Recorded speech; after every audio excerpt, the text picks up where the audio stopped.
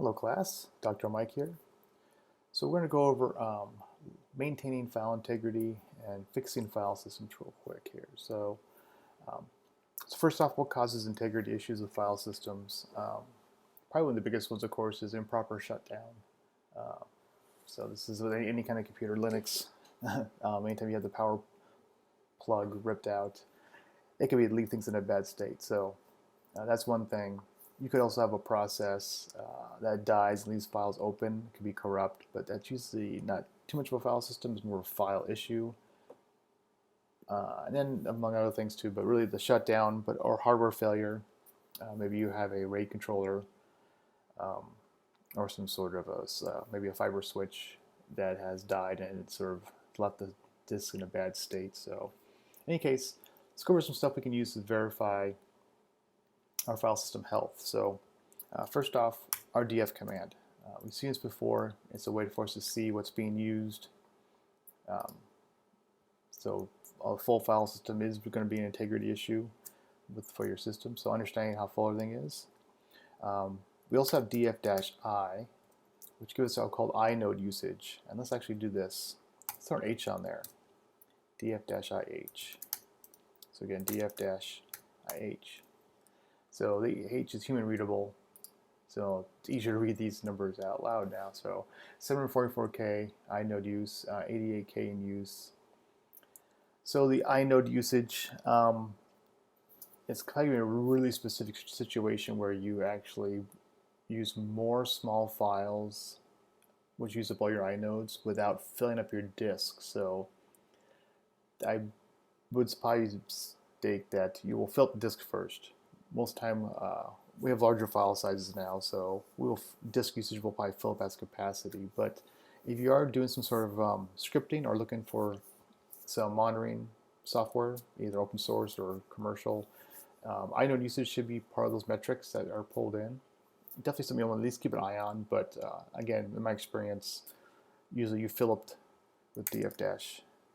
You fill up the available capacity first before the inodes are used. But again, two things to look out for. So keep an eye on your inodes, but du will help you with that. So df will allow us to see what's full. So let's say we find a file system that's full. Maybe this data one is. We can use du, disk use. So the du command itself, if I run it, it's just going to roll through my current directory. So of course I'm in /root, which is everything, but I could du data, not that much there. Let's go ahead and just do a du on our root here, and we'll pipe that to sort n. We'll get a numeric sort. So, and maybe we can also pass an h inside there too. To get human readable formats. But basically, you find out where the most full directories are at. So this is the data directory, and someone creates a directory inside there, and if that directory is used up most the disk space, so you can pinpoint where the disk space is being used at. So du, very handy. Great way to go ahead and see usage. Who's hogging disk space up, right? Now, some other options we could do is if we're having some file system issues, of course, verifying you have good backups. And I say that as not just make sure they run, take another system, stand it up, and recover a backup from that. You don't want to wait until the day comes you need to have a backup and find out your last 6 months of backups have been corrupted. So the only good backup is one you can verify via a recovery test. So if we're having a file system issue, and it's not a system, it's not an OS part of the side, maybe it's a database or it's the user files. So make sure your backups are good. And then you can try to go in and see the file system state. So again, what we have here, we have this SDC1 mounted on data. So let's go and deal with data here. Dump, we have dump, dump 2fs. I can do dev SDC1, and I'm going to pipe that to less because it's a pretty long output. Um, so first off, you can get things like the UID, which can be important if you need to look up a file system by that.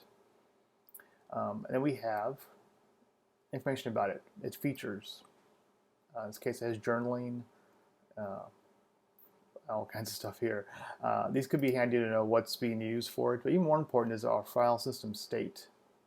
It's clean right now. So if the file system is not clean, there are ways we can fix it. So take a look at that now.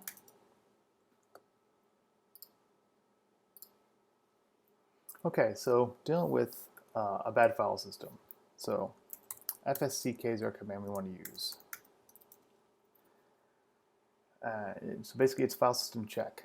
And this is going to go through and allow the system to go ahead and actually repair the file system.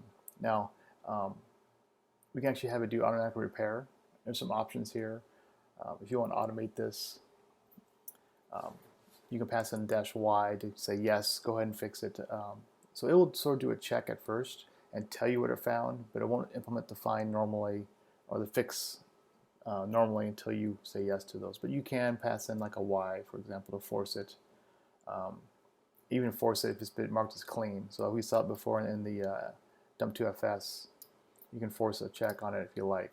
So a couple of notes here. So let's do fsck on dev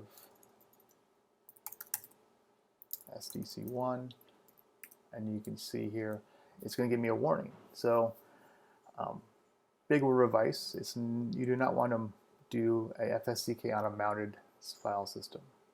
It really can cause issues. So you can see the issue here, it comes with a default of no. So we'll say no, don't do that, and then won't abort it. Now I can amount, let's say it was under data, right? So df, it's under data. So you mount data, and then I can do it. It's come back as clean. No surprise there, it's pretty much clean. But you can also drop a file in root. You can do touch in root, and of course as root user, force fsck, and then we can, there's a file. It's a 0 byte size file, but it's sort of like a flag file. And that does is when the system reboots, it will actually go through your etcfs tab, and it will run through all the fscks on it and verify all your file systems. So could be a step you can do if for some reason you need to actually boot the system and you want to verify all file systems with fsck. So you can force that to happen. So other things you can do too is you can actually force the change of a super block. So remember our dump2fs command, dev sdc1. Remember I piped that to less. Again, there's a lot of information inside here. Information you can get from this too. Let's do quit. It's actually grep for superblock. So we have a primary block at 1, of course, but we have alternate backups. So you can use the E2 FSCK. So E2 FSCK, and I can force the block use of 8193, which is my super block. It's a backup super block. And of course, do this on our device dev sdc1. So fix yes. So I modified it. So this is really going a little deeper than normal. Really would want to lean on FSCK to hopefully do your fixes for you, but you can go in and move your superblock use. Again, superblock being sort of like the metadata about all the blocks in your file system. So again, FSCK, probably the main thing you want to use. Make sure that the file system is unmounted before it's used. Of course, if it unmounts, no one should be using it. If need be, you can use fuser, and you can kill those processes and remove those users. Or you can drop a force fsck file, as we saw here, on your root directory. Upon next reboot, it will check anything in the NCFS tab, which we saw here. This last field here, this 1 and 1. Yes, go ahead and do fsck, and what order to do it. So in this case, these two electrical volumes and then dev stc will be checked third.